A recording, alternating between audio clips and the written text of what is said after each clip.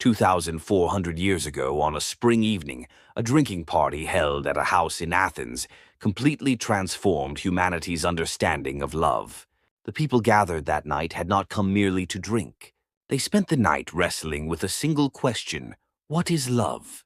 And one man present, a man rumored to be the ugliest in the world, left behind the most beautiful story of the evening. His name was Socrates. This story begins with a work written by Plato called The Symposium. Yet, interestingly, Plato himself was not present that night. The story reaches us after passing through several hands. There was a man named Apollodorus. He was a young man who followed Socrates devotedly, and one day, walking down the road, a friend asked him, "Do you know that famous story about the drinking party?" Apollodorus says he was not there himself, but he says he heard it from a man named Aristodemus, who had been present and later confirmed it with Socrates himself. So this story is one person's memory, passed through another's mouth, handed to yet another person, and finally arriving here to us, much like an old tale passed down through generations in a village. And strangely enough, even after 2,400 years, this story has not aged in the slightest. Now, let's return to that evening. There was a young tragic playwright named Agathon. He had just won his first victory at an Athenian drama competition. In today's terms, it would be like a debut writer winning a major literary prize. To share his joy, Agathon invited his friends to his home. On the first night, so many people gathered that it turned into a chaotic celebration. So they decided to meet again the following evening, more quietly, with just close friends. It is this second gathering that we are about to discuss, that famous night. The people who gathered there made for a fascinating lineup. First, there was a young man named Phaedrus. He had a deep interest in the subject of love and was, in a sense, the organizer of this gathering. Next was a man named Pausanias, who had a special relationship with Agathon. There was also a physician named Eryximachus. Fitting for his profession, which dealt with harmony of body and mind, he viewed love from the perspective of the harmony of the entire universe. And there was a man named Aristophanes, the finest comic playwright of his era. In today's terms, it would be like the top comedy writer sitting in on a serious philosophical discussion. One can imagine how fascinating a combination that must have been. And then there was Agathon himself, the host of the evening Alcibiades, who sat quietly at first but would later make a dramatic entrance. And finally, Socrates. That evening, the group decided on a special rule. Normally, at a Greek drinking party, a symposium, singing and drinking were the common entertainment. But on this particular day, everyone's body ached from having drunk too much the day before. So Eryximachus made a proposal rather than forcing everyone to drink. Why not take turns speaking on a single topic instead? That topic was love in Greek, eros. Interestingly, he pointed out that the god of love, despite countless poets praising every other god, had never actually received a proper tribute. So he proposed that they each deliver a speech in praise of love that night. Everyone agreed. And so, instead of cups of wine, a night of exchanged thoughts began. The first to speak was Phaedrus. He said that Eros, the god of love, was one of the oldest gods in the world. And he spoke of how love makes people brave. In front of someone they love, he said, no one wants to appear cowardly. He went so far as to say that the strongest army on any battlefield would be one made up entirely of people who loved each other. His main point was that love is what most powerfully stirs both the fear of shame and the desire for honor. The second to rise was Pausanias. He took a somewhat different angle. He said there were two kinds of love. One was a base love that pursued only the body and pleasure. The other was a noble love directed toward the growth of character and spirit. In other words, love itself is not unconditionally good. What matters is what kind of love it is. This is not an unfamiliar idea even to us today. Whether loving someone means helping that person become better, or whether it is merely possessive attachment, this distinction remains a valid question even now. Third came the physician Eryximachus. He drew on his professional perspective to make his case. Love, he said, exists not only between people, but also within the body, in the changing of the seasons, and in the harmony of music. A healthy body, he explained, is ultimately a state in which different elements are lovingly harmonized with one another.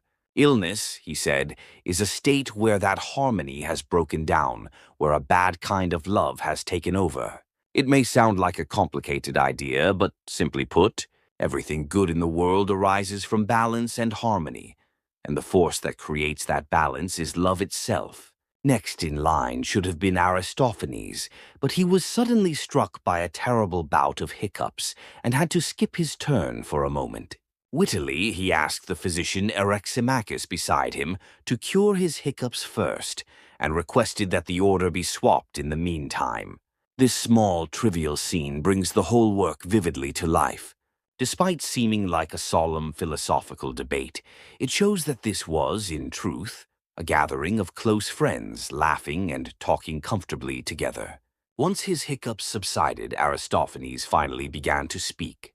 And here comes one of the most famous stories in the entire work, the myth that human beings originally looked completely different from how they do now. Aristophanes explains that, in ancient times, humans did not have 2 arms and 2 legs as they do now, but 4 arms, 4 legs, and 2 faces, forming a round being. These beings were so powerful and so arrogant that they dared to challenge the gods. So Zeus, king of the gods, decided to punish them, but instead of destroying them entirely, he split them in 2, as if slicing a boiled egg with a hair. And so, ever since being divided in 2, humans have wandered in search of their missing half, longing for it. When they met one another, they would embrace, desperate to become one again, sometimes to the point of doing nothing else and simply wasting away together. Love, in other words, is ultimately a struggle to reclaim the half that was once whole with us. Even now, when we meet someone and feel inexplicably drawn to them, when we feel as though we've known them for a long time, this story comes to mind. Perhaps we really are searching for our lost other half. Next came the turn of the host himself, the young tragic playwright Agathon. Fittingly for a poet, he praised Eros in beautiful, elaborate language. He said the god of love was the youngest, the gentlest, and the most beautiful of all beings. And he argued that love was the very source of every human virtue. Justice, temperance, courage, wisdom, all of it, he claimed, springs from love. His speech was said to flow as smoothly as a poetry recitation, and it is recorded that those present gave him great applause. And finally, the moment everyone had been waiting for arrived Socrates' turn. But Socrates began in a way entirely different from everyone before him. He first acknowledged that Agathon's speech had indeed been beautiful, but then, politely, began asking a series of questions. Is love, he asked, truly beautiful and complete in itself? And if love loves something, does it love that thing because it already possesses it, or because it lacks it and longs for it? Agathon eventually agreed that love is, in fact, a longing for something one does not yet have. From this, they arrived at the conclusion that love is not beauty itself in its complete form, but rather a kind of lack, a longing that moves toward beauty. Here, Socrates uses an interesting method.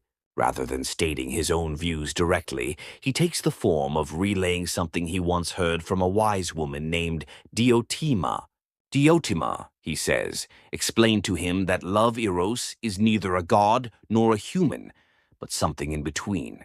Love, she said, was born between the god of abundance and the goddess of poverty, and so it is a being that is always lacking something, while at the same time constantly striving to fill that lack. What makes this explanation so striking is that it describes love not as the complete, fulfilled state we usually imagine, but as a state of perpetual longing, perpetual striving, and perpetual feeling of insufficiency. Diotima then takes this one step further. She explains where this feeling of love ultimately leads. At first, it begins with loving one person's beautiful appearance. But over time, one comes to love that person's beautiful character and beautiful actions even more. Going further still, one comes to love not a specific individual, but beautiful knowledge and truth itself. And finally, one moves toward an eternal, pure beauty itself, unchanging over time, not confined to any particular person or thing. Reflecting on this in light of our own lives today, it feels remarkably meaningful. When we are young, we are drawn to someone's face, someone's circumstances. But as we age and go through life's twists and turns, we come to realize that what truly mattered was never appearance, but the person's heart. And as even more time passes, we move beyond love for one particular person, toward a deeper love and understanding of life itself, of existence itself. The ladder of love that Socrates described 2,400 years ago bears an astonishing resemblance to the feelings we experience when we look back on our own lives today. But just as this serious conversation was drawing to a close, a sudden commotion erupted outside the door.